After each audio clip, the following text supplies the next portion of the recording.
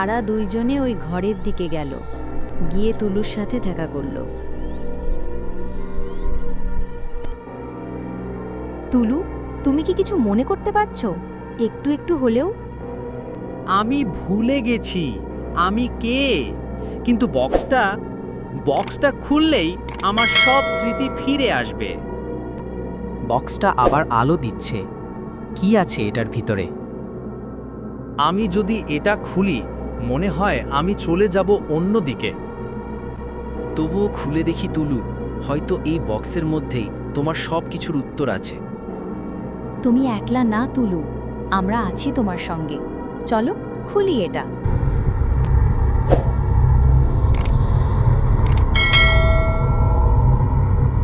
টুলু আর রনি মিলে আস্তে আস্তে বক্সের ধার ধরল।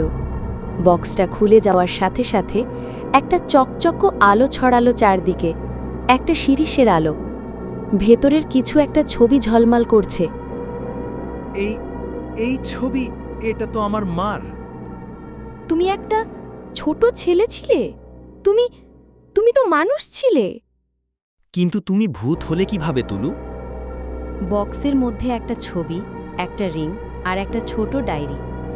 এই ডায়েরিটাই হয়তো আনলক করবে টুলোর ভবিষ্যৎ আর অতীতের গল্প। দেও দেখি কি আছে ডায়েরিতে। এই ডায়েরিটা বলছে আমি কিভাবে হারিয়ে গেছিলাম। কি আছে এই ডায়েরির মধ্যে? টুলুর অতীত কি আরও অনেক ডার্ক রহস্যে ঢেকে? দেখতে থাকুন টুলুর ভূতের ওপি সিরিজ পরের এপিসোডে।